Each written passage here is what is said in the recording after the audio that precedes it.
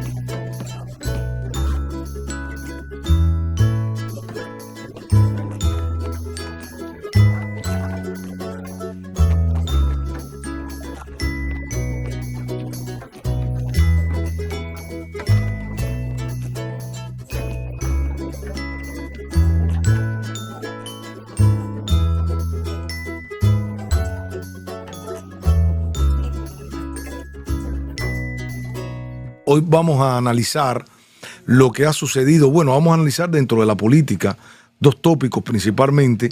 Algo que sucedió en México en horas de antier en la noche, lo que sucedió en Ciudad Juárez en un centro migratorio de reclusión migratoria que tenía el gobierno federal encabezado por López Obrador. Sí, ¿qué sucedió? 39 personas pierden la vida en Ciudad Juárez, en el centro de detención de la migración mexicana. Y yo me pregunto, ¿cómo se van a quemar en un centro de cuidado federal 39 migrantes? Entre los 39 migrantes había migrantes de Honduras, de Guatemala, de Venezuela, de El Salvador. 39 seres humanos que perdieron la vida por irresponsabilidad de los oficiales federales de migración mexicana. Sí, mexicana, ¿quién lo diría, no? Que estaban listos para ser deportados, enjaulados. Ellos que criticaban y critican al gobierno norteamericano de tener enjaulado a los migrantes en los Estados Unidos y que los deportan. ¿Cómo se pone el señor Obrador, su gobierno, cuando el gobierno americano deporta a mexicanos? Se alteran. Sin embargo, nos dimos cuenta con un video que tenían escondido el gobierno mexicano del mismo día de los sucesos. ¿Qué se vio en este video? Que el centro de migración agarra candela y los oficiales de migración mexicana en ningún momento hicieron nada para abrir las celdas y poder sacar a estos migrantes. Aquí estamos viendo un problema de lesa humanidad.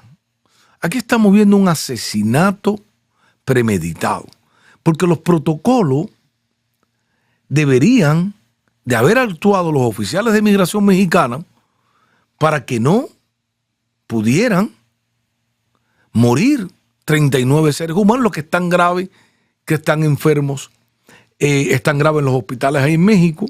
Creo que Estados Unidos va a prestar su territorio para que se atiendan algunos migrantes, según la noticia que estaba viendo, permiso humanitario para permitir entrar al país de manera temporal estos migrantes. Dice, Estados Unidos dará un permiso humanitario a los migrantes que resultaron heridos durante el incendio en un centro de detención de México que acabó con la vida con 38 personas.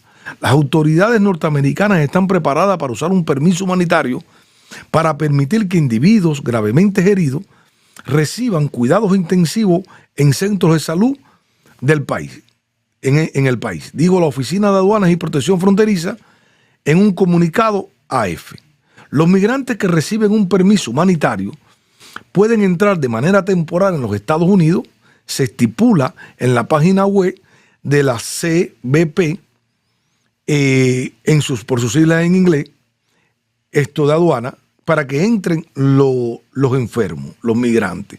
El pasado lunes por la noche, 38 migrantes de América del Sur y Central murieron en un incendio en una estación del Instituto Nacional Migratorio en Ciudad Juárez, en la frontera de Estados Unidos. Estados Unidos lamentó ayer la muerte de migrantes y señaló que la tragedia es un desgarrador recordatorio de los riesgos a los que se enfrentan las personas en su travesía hacia territorio norteamericano. Los videos de seguridad filtrados muestran a agentes impasibles mientras migrantes detenidos pedían que abrieran las puertas, abran las puertas, gritaban. Y connacionales de las víctimas han denunciado que la tragedia se pudo evitar. La frontera entre Estados Unidos y México se ha visto sometida a presión ante el uso por la puerta del gobierno de Biden del Título 42, una normativa sanitaria que permite las expulsiones en caliente de migrantes de algunas nacionalidades. Las víctimas del incendio fueron identificadas por la Fiscalía General de México como 28 guatemaltecos, 13 hondureños, 13 venezolanos, 12 salvadoreños, un ecuatoriano y un colombiano, sin precisar entre fallecidos y heridos.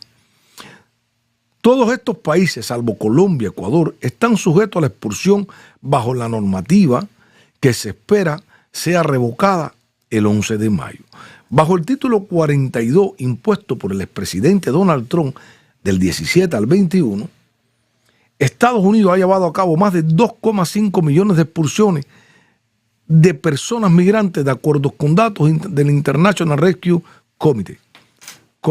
Según organizaciones civiles mexicanas, en el 2022 fue el año más trágico para los migrantes en México, pues cerca de 900 murieron en el intento de cruzar sin documento desde el país hacia los Estados Unidos de América. Amigos, estamos viendo una tragedia que está pasando en la frontera sur de los Estados Unidos. Ahora, ¿quién responde por estos muertos? ¿Dónde está Obrador pidiendo la cabeza del director del Instituto Nacional Migratorio? Pero dentro del gobierno mexicano, por esta sucesión dentro de Morena, dice el secretario de Gobernación que administrativamente el servicio de migración debe estar bajo la Secretaría de Migración. Le dice que el canciller, porque por las locuras con los izquierdistas, Obrador gobernando, le da la misión de migración al Ministerio de Relaciones Exteriores. Eso jamás se había visto. Dentro de la normativa de un país, emigración debe ser una institución separada de Relaciones Exteriores. La misión de un ministro de Relaciones Exteriores, y en este caso secretario de Relaciones Exteriores de México, es diferente por completo. Y Obrador, no se sabe ahora quién es el responsable. Porque Obrador, como él gobierna desde una tribuna todas las mañanas, en ese país de México, él gobierna y le dio la misión al canciller. Pero es que administrativamente la tiene Gobernación. Ahora se están debatiendo quién es el responsable dentro del mismo seno del gobierno obradorista. En este incidente trágico hay un solo responsable. Tú y yo lo sabemos. ¿Quién es el responsable de este incidente? Bueno, el responsable de este incidente es el señor López Obrador. Es el señor López Obrador y su gobierno son responsables por estas muertes en México, en territorio mexicano. Son ellos los responsables. ¿Por qué? Ahora también le tiran la bolita a los Estados Unidos de América. Y yo pregunto, ¿es responsable Estados Unidos del problema migratorio? ¿De veras? ¿Es responsable? ¿Por qué tirarle la bolita siempre al gobierno norteamericano de los problemas de los migrantes, que no son ocasionados en territorio norteamericano? Y todo el mundo ve a Estados Unidos como el malo de la película. Yo recuerdo que criticaban los hispanos, los gobiernos como Obrador y otros gobiernos, dieron el grito en el cielo cuando, según el gobierno mexicano, tenía a las personas enjauladas. Pero hoy, el lunes, mueren en México hispanos, migrantes enjaulados. ¿No sabía el gobierno de López Obrador que estaban muriendo mexicanos, que estaban enjaulando en las prisiones federales o en los centros de detenciones de migrantes a migrantes enjaulados, presos? ¿Cuál era el delito?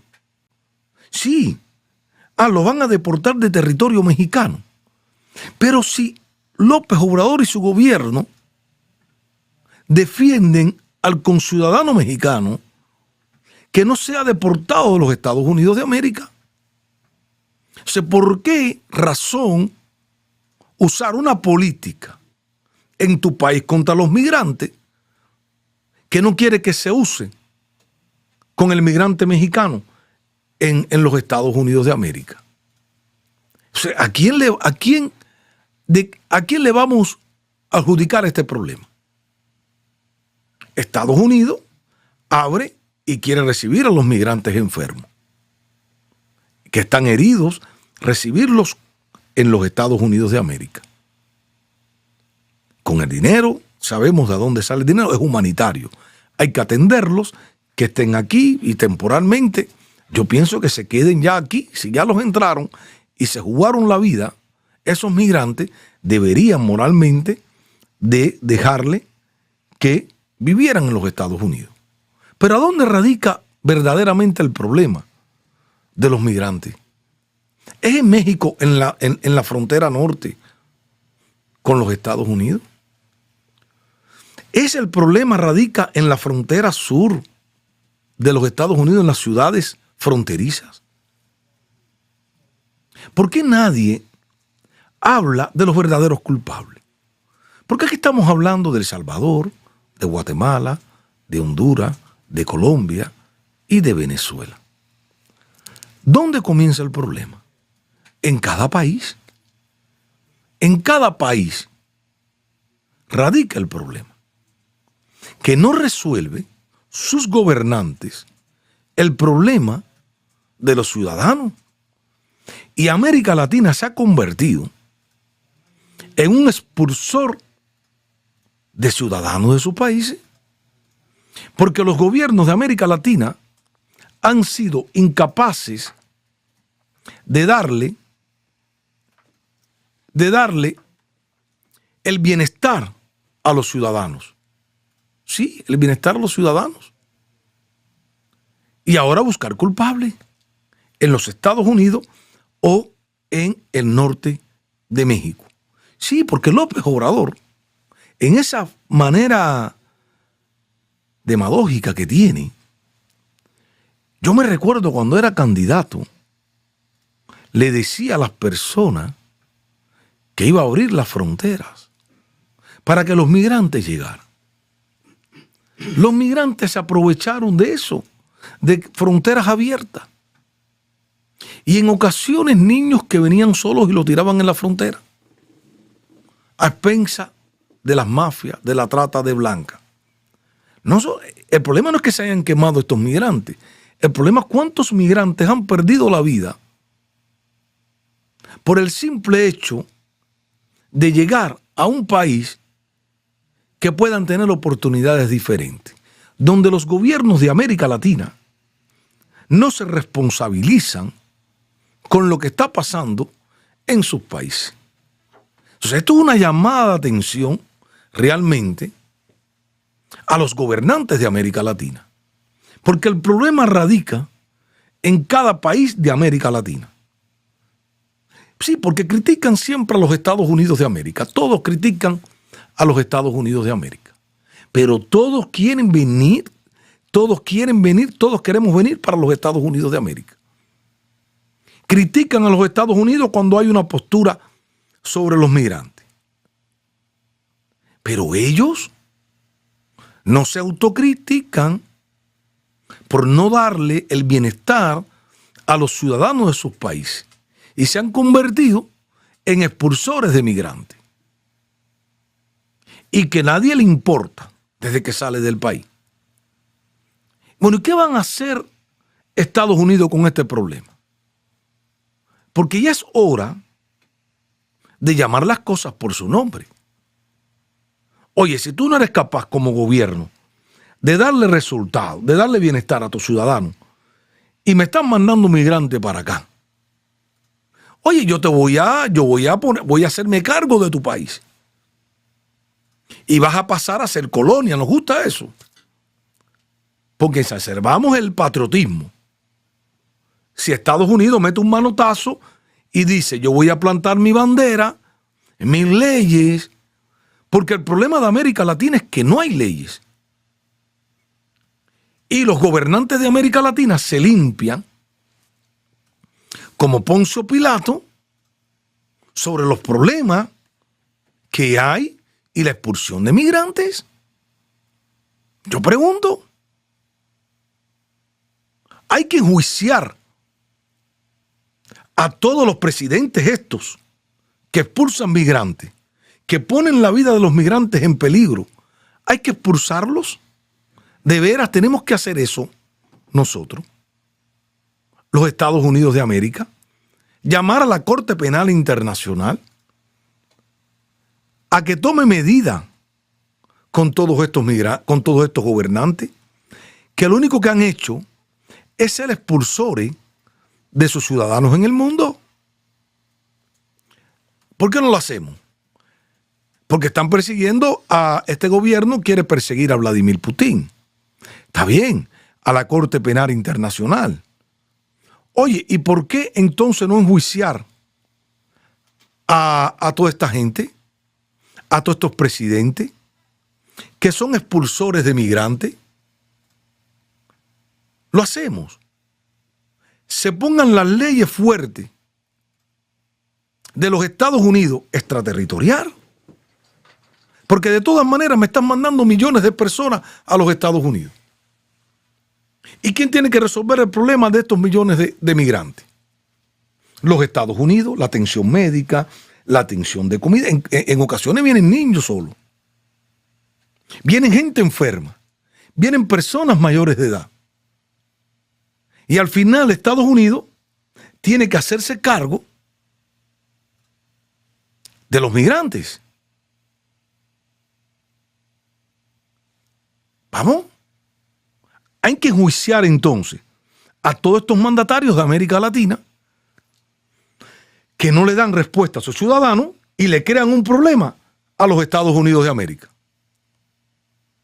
Hasta que los Estados Unidos de América no se ponga realmente fuerte, pero fuerte de verdad, a resolver el problema de las leyes, pero que las leyes vayan más allá de los Estados Unidos de América y vayan las leyes a los territorios de estos países, para evitar la muerte, como en el centro, en el norte de México, en Juárez, que mueren 39 migrantes.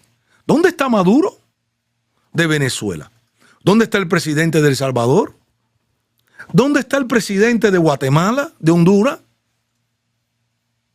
¿Dónde están los dictadores de La Habana, Cuba, que en un año expulsaron a 300.000 cubanos? 300.000 cubanos cruzando la frontera a los Estados Unidos de América. Varios países, una guerra declarada.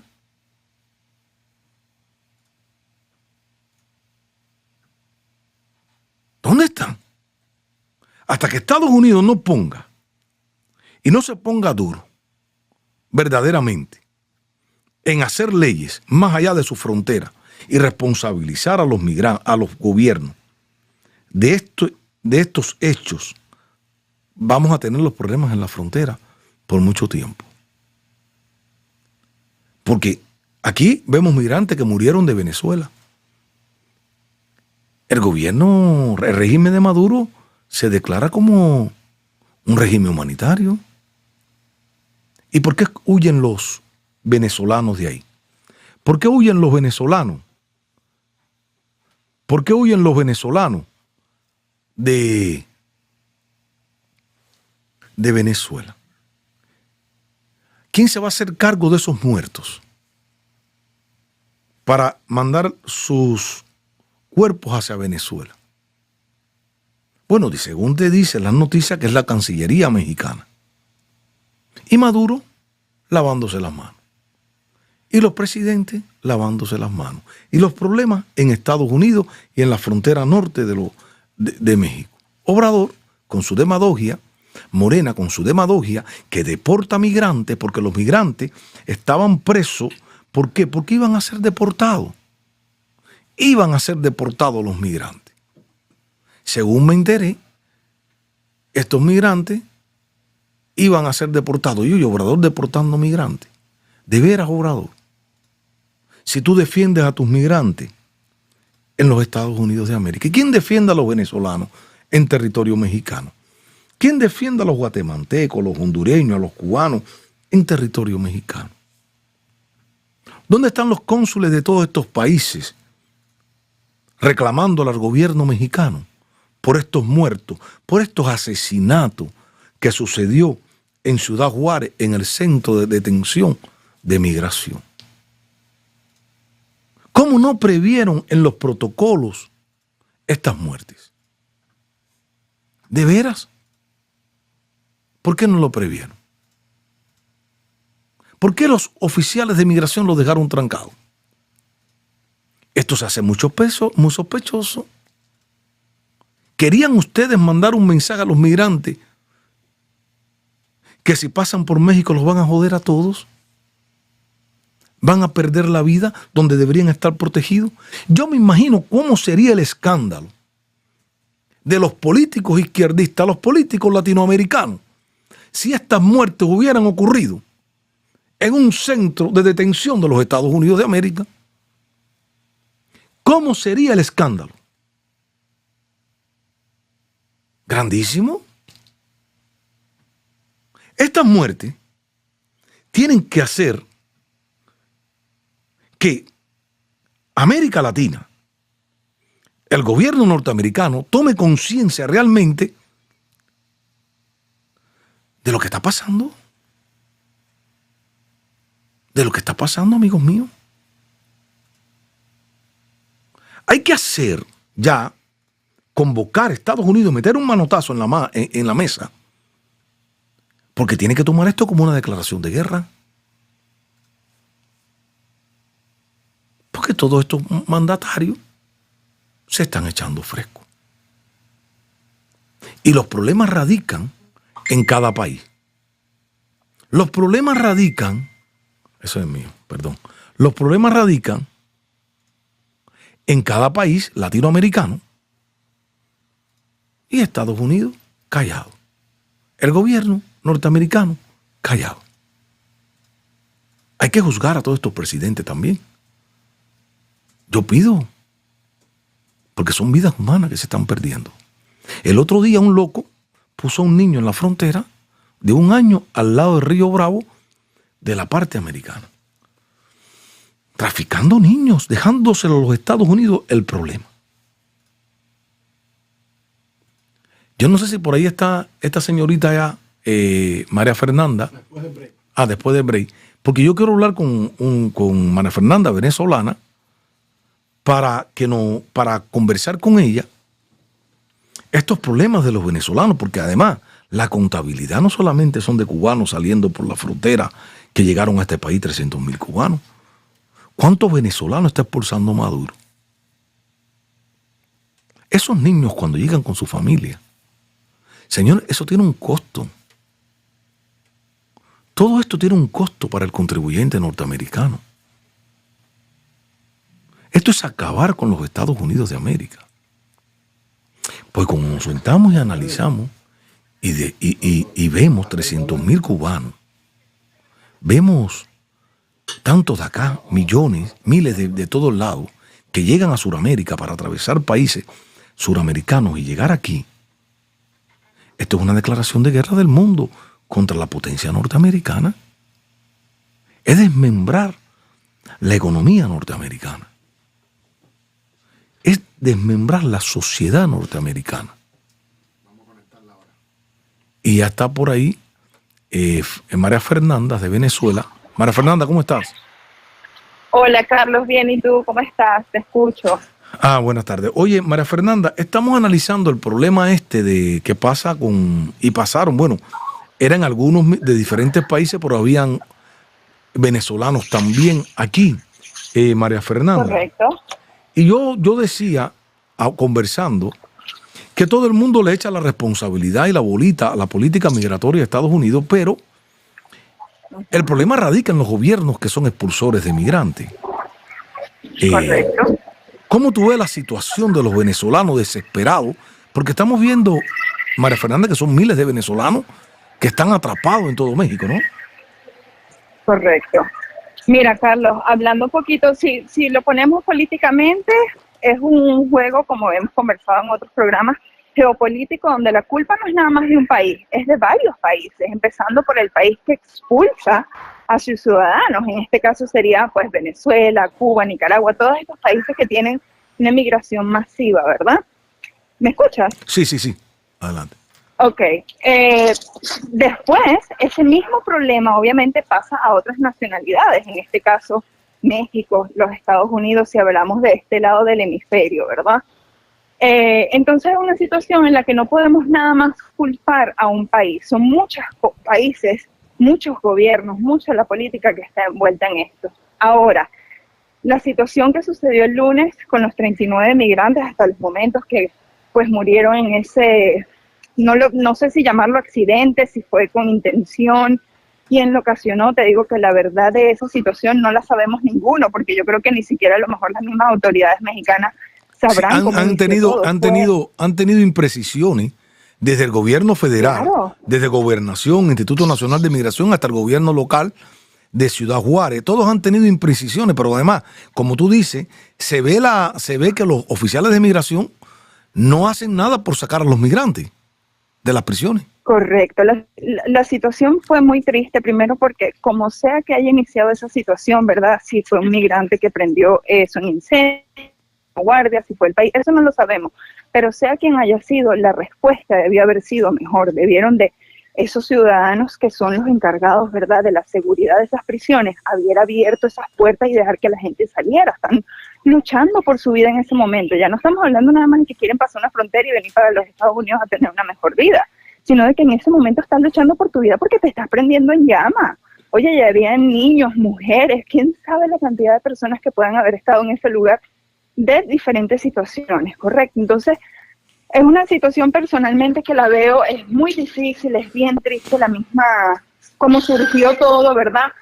Pero definitivamente el problema viene, por lo menos en la parte de mi país, en este caso viene interno, desde Venezuela viene el problema, porque toda esa gente está saliendo luchando por su vida, y tú sabes lo que es cruzar países, porque tú para llegar a México desde Venezuela tienes que cruzar unos 4 o 5 países más o menos, tienes que ir subiendo. Entonces llegar a ese lugar y que pierdas tu vida en esa situación es muy, muy difícil. Ahora, déjame hacerte una pregunta. Bueno, sigue, perdón, te iba, no, perdón, sigue. Lo que más me preocupa, porque a veces también nada más le echamos la culpa a la política y decimos, bueno, México, bueno, los Estados Unidos, bueno, Venezuela. Me preocupa también el ciudadano como tal, porque hay mucha gente y ese es el problema, ese es lo peligroso de lo que es una migración ilegal, porque migrantes hay muchísimos, pero hay muchas maneras de migrar también. Cuando venimos a hablar de una migración ilegal, que es como la que están haciendo estas personas, ¿verdad? Tenemos que ver el nivel de conciencia que tienen esos ciudadanos, ¿verdad? Quizás son personas que no entienden el proceso de que, oye, si yo prendo en llama un colchón, ¿qué tú crees que es lo más lógico que va a pasar? Que se va a prender en llama las cosas que estén alrededor. Otros colchones. Ahora, pero ¿qué nivel de desespero tú crees? ¿Qué nivel de desespero tú crees que ese ciudadano que tú me estás hablando haya tomado la decisión de prenderle fuego a los colchones de presos? ¿En qué nivel tú crees que estén de desesperación? Mira, eso es un nivel de desesperación muy alto y es lo que te digo, con una conciencia muy baja. Tan desesperado tienes que estar a lo mejor como emigrante, como persona que necesitas una ayuda, una respuesta, que incluso me atrevería a decir, es buscar atención. Ellos están tratando de llamar la atención de una buena manera, como para decirle a los mismos gobiernos, que son los que tienen la respuesta, oye, estamos aquí, nos tienes metidos en este centro, termina de decir qué es lo que va a pasar conmigo. Me vas a deportar, me vas a abrir las puertas, me tengo que regresar, salgo y vivo en México. Es una manera de decir qué es lo que va a pasar, porque también hemos visto que no hay respuesta pues por los gobiernos que auspician a esas personas. Oye, una pregunta, ¿cuánto cuesta un viaje a un venezolano salir de Venezuela y llegar a la frontera norte de México con Estados Unidos?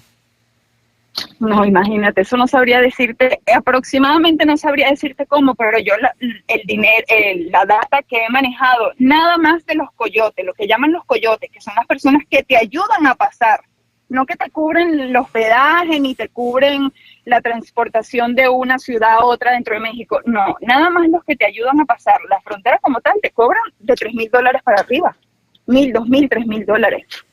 Hay personas que han salido de Venezuela, que vienen por esas vías que te dicen, yo vendí todo. Y cuando te digo todo, Carlos, es todo lo que esas personas tenían.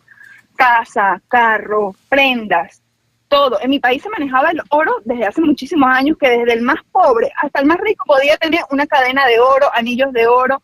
Entonces la gente ha vendido todo, tratando de recaudar $5,000, $6,000 para irme, para salir del país huyendo, porque nada más los coyotes te quitan $1,500, $2,000. Entonces imagínate la cantidad de dinero de la que estamos hablando.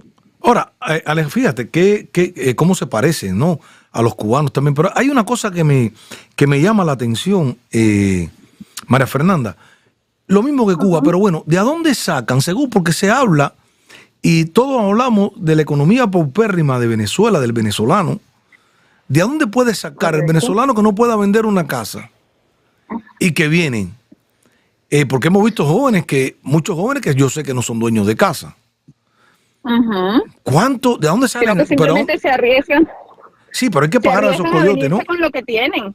Sí, muchas veces reúnen, muchas veces hay personas. Miren, en Venezuela hay personas tan preparadas en el sentido, no quizás profesional ni nada, pero preparadas para la migración. Personas que vienen trabajando, que tú las conoces ahorita, a principios de este año, enero, febrero, y tú le dices, mire, ¿cómo llegaste aquí? No, acabo de llegar, pero ya yo tengo 4 años que tenía pensando en venirme. Son 4 años que tú has pasado ahorrando.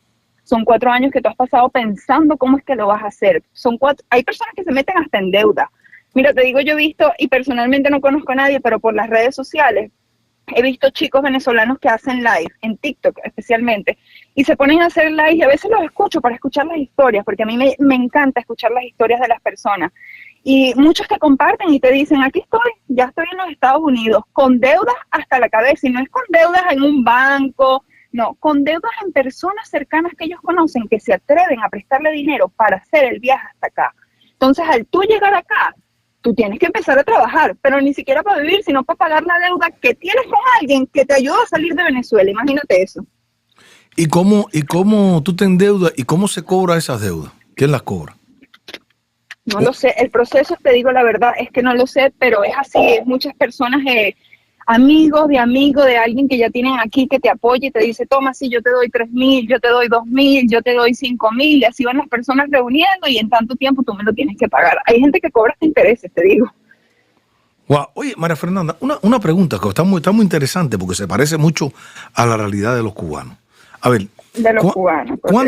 ¿Cuánto tiempo lleva la Revolución Bolivariana? Exactamente. Mira, nosotros tenemos desde el 99 que entró Chávez, tenemos 23 años literalmente.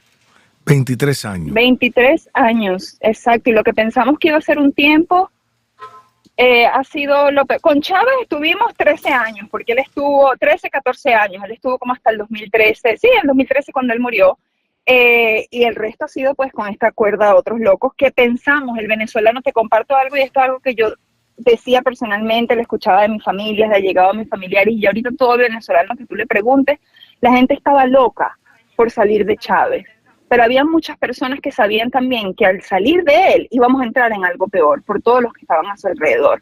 No era nada más bajar al cabecilla, era cómo quitamos a toda la gente que está alrededor, y si te pones a pensar, al mismo Chávez, la gente que tenía a su alrededor fueron quien los quitó del camino, ¿verdad? Y quedaron ellos montados. Entonces ya tenemos 13 años más con estos locos montados. Ahora, fíjate, qué interesante. ¿Te acuerdas que la última intervención que tuvimos, la última conversación que tuvimos tú y yo, hablamos de la corrupción? Correcto. Y de todo lo que estaba pasando en tu país? Y fíjate que hace unas semanas sucede algo muy importante, unos eventos muy importantes en tu país. Y yo lo relaciono con Cuba. ¿Por qué? Fíjate, hablamos ¿te acuerdas que hablamos de el Tarek El Aksami, no? ¿Te acuerdas la última vez que hablamos? Correcto. Ok. Después que tú y yo hablamos, hubieron unos eventos en tu país que de pronto viene la visita de Raúl Castro por el 10º aniversario de la muerte de Chávez. Pero yo recuerdo que estaba paralizado el envío de petróleo hacia Cuba y al frente estaba el Tarek El Aksami. Después que Raúl Castro va, fíjate que un hombre que según se dice que está retirado en mi país, pero es el que manda, todos sabemos. En esta cosa estaban todos los presidentes del ALBA y el único que no fue el supuesto presidente de Cuba, y va el verdadero, que es Raúl Castro.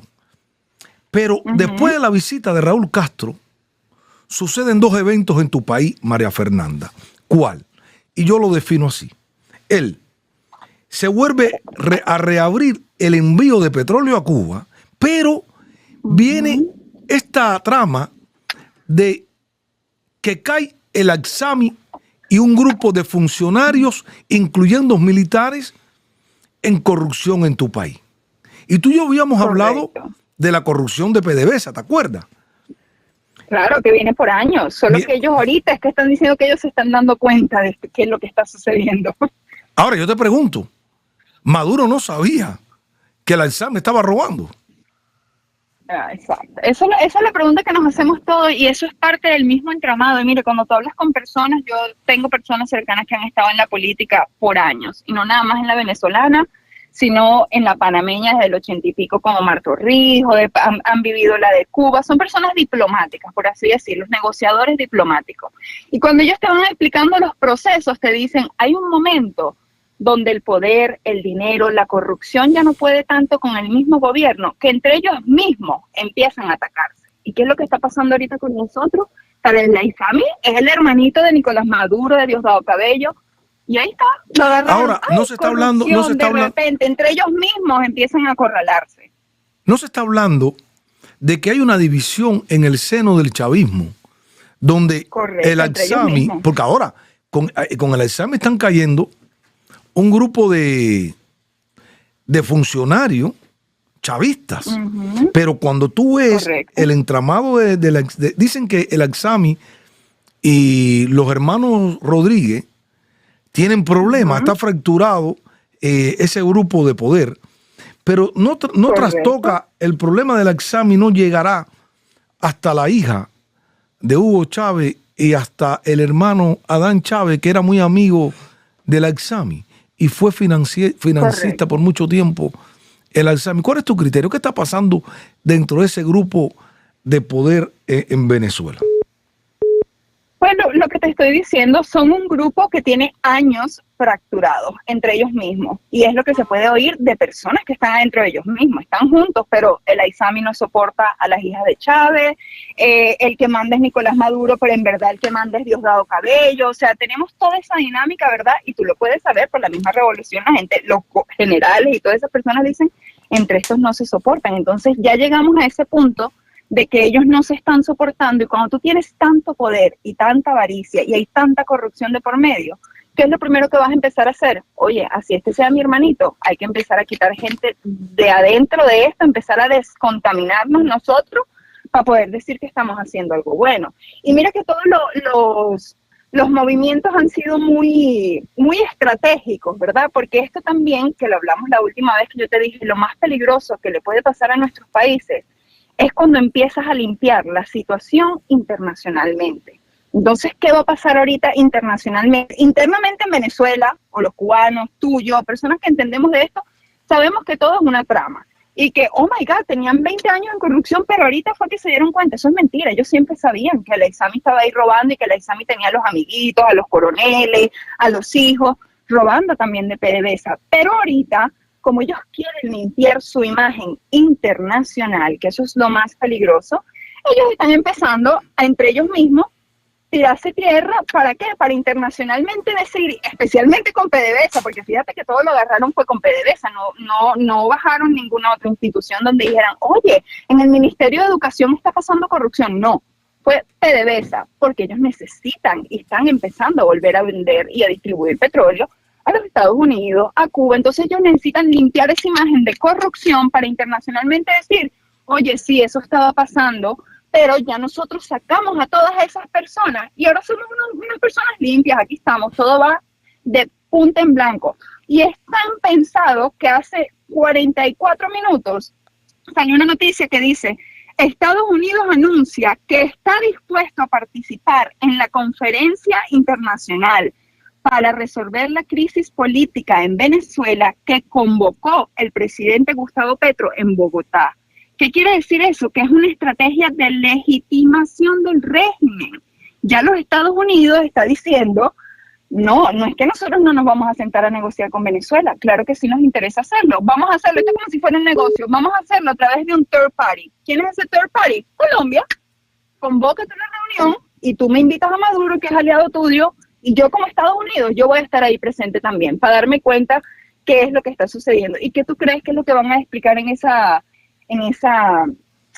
reunión? Ellos van a mandar a la misma gente de su gabinete y esa gente del gabinete va a decir, oye, sí, Venezuela, hemos estado en una situación mala, pero ¿saben qué? Ya nos estamos limpiando. Mira cómo acabamos de bajar a todo este gabinete de generales y gobernantes, empezando por Tarek El Aizami, por corrupción. Y a veces, porque esto es el estadounidense, muchas veces es tan genuino que dice, oh my God, yes, perfect, they are clean. Así es como ellos van a reaccionar. Ellos no van a ni siquiera cuestionarlo. Ellos, oh my God, yes, perfect. Mira, ya combatieron la corrupción y bueno, aquí está Bogotá, que eso no es una mentira para nadie. Colombia ha tenido muy buena relación con los Estados Unidos durante años. Entonces, si tú eres una persona de negocio, si lo vemos como un negocio, ¿verdad? Estados Unidos va a decir, no, claro que sí, mira Colombia, que ha sido un país aliado a nosotros, él está avalando a Venezuela, así que todo va bien. Y por ahí empiezan a limpiarse su cosa internacional. Eso es lo más peligroso para mí.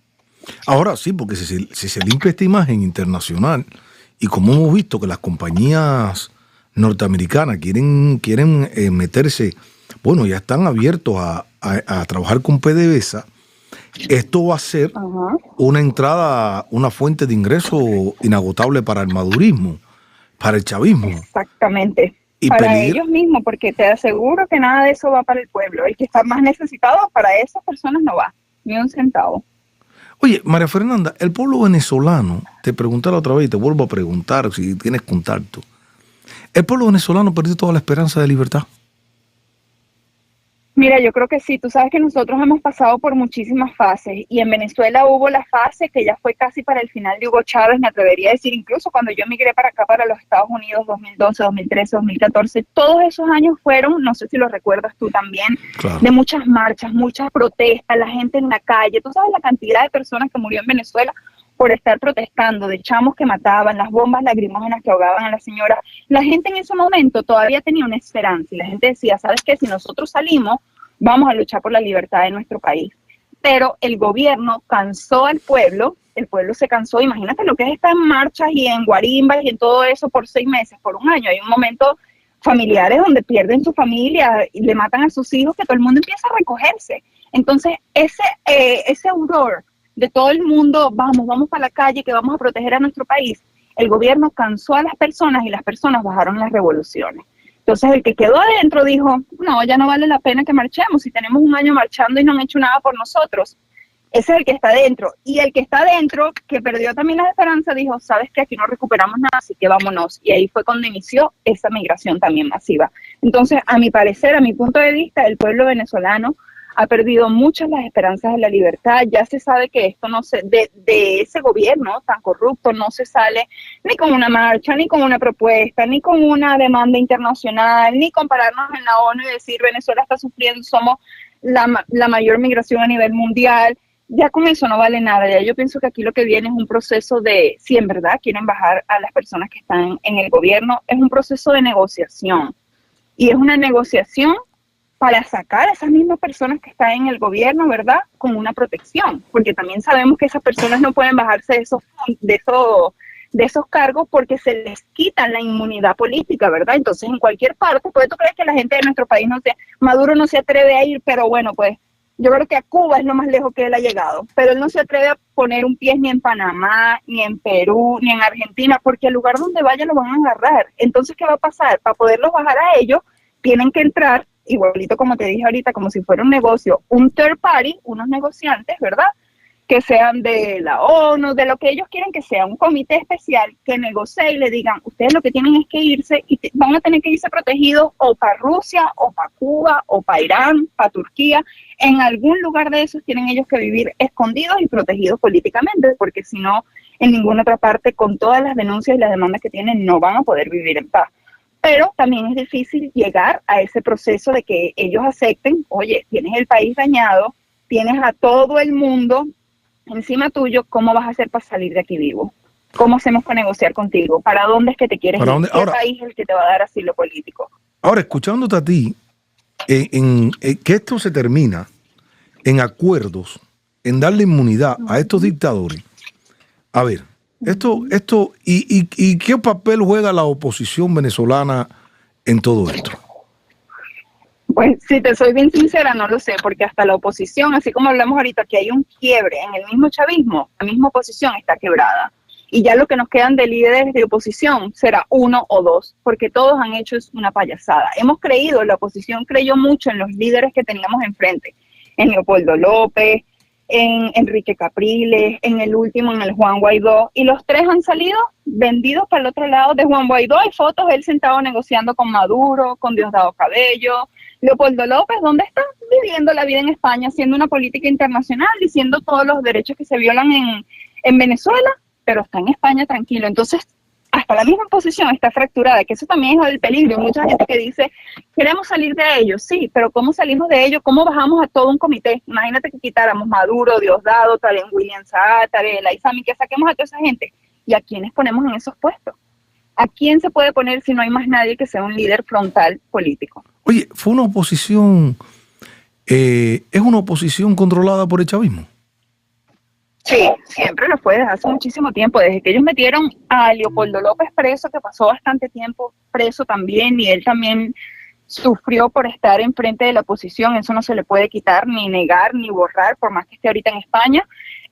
Desde ese momento era una oposición controlada por el chavismo, porque a él lo controlaron, lo chantajearon, tanto que lo metieron preso y le dijeron, sabes que no te queremos afuera, tú puedes estar preso y tú puedes seguir liderizando todos los partidos que tú quieras, Voluntad Popular, todos los partidos que a ti te dé la gana de Venezuela, pero estás preso.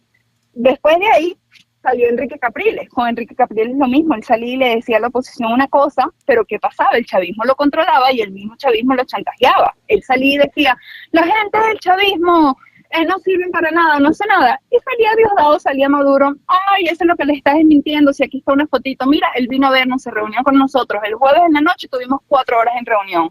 Entonces, oye, ¿cómo queda la oposición ahí? Ahí tú dices, me estás mintiendo y me estás mintiendo de frente. Entonces siempre ha sido una oposición controlada y chantajeada. Ahora, Capriles, Leopoldo López, Leopoldo. no estuvo, ¿cómo se escapó él de Venezuela? Se estaba detenido domiciliario. Pues eso no se sabe, él escapó y ya, eso fue lo único que se supo. Él salió de Venezuela, si mal no recuerdo, fue a la embajada de España en Colombia, y de Colombia viajó a España protegido con asilo político. Él es un asilado político en España porque él se escapó del lugar de donde estaba. Ahora, así como lo hizo, no me recuerdo el nombre, pero era el alcalde también de uno de los municipios más grandes de Caracas. Se escapó también hace nada, hace par de años. Oye, pero qué interesante, ¿no? Porque estaban protegidos por oficiales del chavismo. Del mismo chavismo. Bueno, pero para que tú veas que entre ellos mismos se compran. Ahí hay que ver cómo habrá sido esa negociación entre los mismos guardias. Mira, y eso es un punto bien interesante, porque esta gente que se fue así protegida política, que escapó literalmente, que muchas veces tenían que pasar días en clandestinidad antes de salir de Venezuela como tal, ellos siempre, ahorita que están en el exterior, siempre dicen, lo peor es que siempre nos ayudaron los del mismo gobierno de ellos. O sea, es lo que tú dices, tú estás protegido por los mismos chavistas, pero el guardia, el que te estaba cuidando, el que abre la puerta allá abajo fuera de la cárcel, lo compraste, estaba vendido, sabía el desespero en que la persona estaba. O lo mandaron, o el mismo Maduro, el mismo gobierno mandó esta operación para salir de ellos, ¿no? También, muchísimas veces. Hay muchos de los que se ha cuestionado eso, si es verdad que ellos escaparon o fue el mismo gobierno que les dio el chance de salir, que si te pones a ver es una copia de lo que pasó mucho en Cuba. En Cuba Fidel se sentaba con estas personas mandatarias, oficiales o no oficiales, gente que no le convenía a él, y te lo digo porque yo tengo la historia de la abuelo. Se los entregaba a los políticos de España. Se los entregaba y él decía, yo tengo a este señor Pipo, él contaba y él dice, yo salí, yo me reuní, a mí me mandó a llamar Fidel, me reuní con él y estando sentado con él me dijo, tu única opción es que te vayas ya. No te doy tiempo ni para ir para tu casa ni nada. Saliendo de aquí, tú te vas a montar en tal avión y te vas para España. Y esa gente se fue directo para España porque a él les interesaba sacarlos de Cuba. Entonces, eso es lo que no sabemos también si en Venezuela fue así. A lo mejor muchos sí escaparon, pero a lo mejor otros está negociado. Ven acá, necesito que te vayas, así que tú vas a decir que te vas a escapar. Pero sí, porque a nivel de Leopoldo López, yo pienso que no puede escaparse tan fácil. Sí, y más donde la cárcel donde él estaba, que era una cárcel militar, tampoco ni siquiera una cárcel normal, sino una cárcel militar, que se supone que tengas más protección, que más todo, y mira, terminaste escapando igual. Entonces son muchas cosas que yo te digo algo, yo creo que nunca llegaremos a saber la verdad, ¿oíste? Pero ellos creen que uno no sabe la manera de cómo ellos hacen las cosas, pero sí se sabe. Internacionalmente se sabe. Sí, se cayó. ¿Aló? Sí, te escucho. Sí, no, pues eso. Entonces todo esto es una trama. Te digo que ahorita en verdad. Oye, es una trama muy. Y para terminar casi ya, déjame decirte, me llama la atención el gobernador Rosales. Esta oposición que participó, a ver, yo quiero que tú nos expliques algo a los cubanos y a los oyentes no cubanos. A ver, y a mí. A ver, ¿qué pasa con la asamblea que Guaidó dirigía? ¿Qué pasó con esa asamblea? No, nada, la quitaron, eso está en manos del gobierno de nuevo. Eso dijo él, que él lo dirigió. Lo que pasa es que Guaidó ese fue nuestro momento también que nos dejamos ir con el apoyo internacional. Guaidó hizo mucho furor internacionalmente, ¿verdad? Él hizo como un tour mediático internacional, donde muchos países, al darse cuenta de su presentación, se dijeron, ¿sabes qué? Te apoyo. Entre esos los Estados Unidos. El presidente reconocido por los Estados Unidos era el gobierno interino, que era el de Juan Guaidó. Nunca fue Maduro, siempre era el gobierno interino, porque creyeron en lo que él estaba diciendo. Pero todo eso estaba tan fracturado que es lo que te digo, ahora viene lo más peligroso internacionalmente. Tú empiezas a perder credibilidad, porque dices, oye, ¿cómo se paró esta persona aquí a decirnos esto? Nosotros creímos en él, pero en verdad ellos no son los que gobiernan, ellos no son los que manejan. Y Manuel Rosales, él es gobernador desde hace años, él era gobernador del Zulia, justamente donde yo nací. Yo vivía en Valencia, pero yo nací en Zulia, en Maracaibo. Y él no estuvo exiliado. Él no estuvo exiliado. Claro, exiliado, vivía en Orlando. Mira, él vivió muchísimo tiempo en Panamá, después vino también y vivió en Orlando. Sus hijas viven en Orlando, su familia vive en Orlando, que eso es algo que a él a cada ratico le sacan, porque dicen tanto que odias el imperio, pero te la pasas con... pero Rosales odia al imperio. Sí, es de los mismos, eso siempre salía, que el imperio esto, que el imperio aquello, y tienes a toda tu familia aquí metida. Y la cosa de él es que él es de estos políticos de los que tú te vendes. Él era primero opositor, se fue exiliado, después cuando la cosa que empezó a mejorar en Venezuela, mentira, ese es el mismo gobierno que lo trajo, porque sabía también la influencia que él tenía como gobernador del Zulia, que en su momento fue bueno, sí hizo bastantes cosas por el Estado, y la gente quedó arraigada a su buena labor, por así decirlo. Y él volvió, no, ya en Venezuela la cosa está mejor, ya a mí no me están buscando políticamente porque ya yo negocio con el gobierno. Entonces él volvió porque el gobierno le dio luz roja, luz verde. Le dijo, vente, que no te va a pasar nada. Y empezó a tirarse de nuevo como candidato. ¿Cómo tú dices eso? Alguien que ha sido inhabilitado políticamente, alguien que salió con un exilio político, entonces después vuelves al país como si nada pasó bajo el mismo gobierno. Eso, por favor, eso está en el mismo partido que ellos. Entonces, esta oposición legitimizó a Maduro, ¿no? Porque ante un proceso... Eso fue lo que hicieron. Claro, porque si tú eres opositor y tienes una gubernatura, hay alcalde, ¿hay diputados en la nueva asamblea de oposición? Uno que otro, de los casi mismos en los que han estado, pero es como te digo, esos son los mismos que se sientan a negociar con los otros. Entonces, no, alguien nuevo que tú digas así fresco, este es un opositor fresco que ha venido siendo opositor por 23 años, no lo hay. ¿Qué pasa con María Corina Machado? María Corina Machado es una de las muy pocas mujeres que yo digo me atrevería a decir que ha estado en la delantera de la oposición, pero ella misma lo ha dicho. Lo que yo te estoy diciendo lo ha dicho María Corina. La oposición está tan fracturada que ya ni ella se reconoce como parte de un partido opositor. Oye, eso es peligroso, ¿no? ¿Verdad? Eso es peligroso para la lucha. Muy peligroso. Yo pienso, ¿sabes qué? Muy peligroso. Esto es una cubanización. Al verte, al ver lo que me estás hablando, además, fíjate, yo siempre he dicho, María Fernanda, que el problema de Venezuela, yo lo estoy viendo como lo que Cuba puede hacer en un futuro con esa oposición. Negociar para lavarle la cara ante los Estados Unidos, porque ahora mira lo que tú me estás diciendo. Estados Unidos ya se alistó para participar en la cumbre. En la cumbre internacional en Colombia. Cómo Estados Unidos se presta para esto. Quiere decir que si mañana Cuba dice, oye, mira, yo suelto a los presos políticos, vamos a sentarnos para que conformen parte de una asamblea nacional en Cuba. ¿Tú crees que también el gobierno americano se siente con Cuba?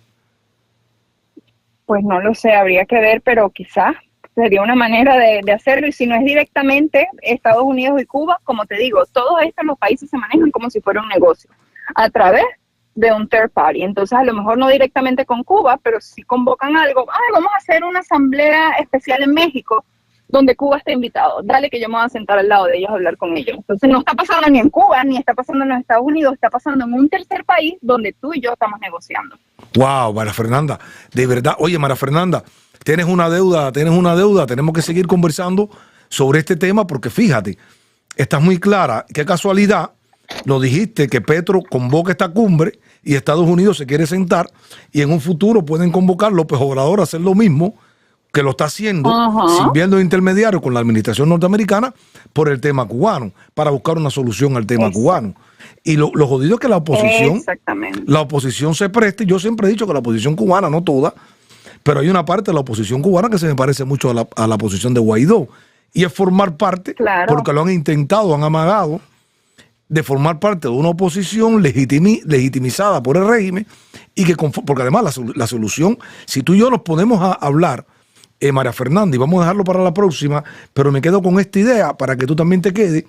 Sí, el régimen de Maduro, si tú lo pones a ver, si está un Rosales y hay opositores en la asamblea, hay alcaldes opositores, no es una dictadura, es una democracia, ¿no? Que hace elecciones. Exactamente.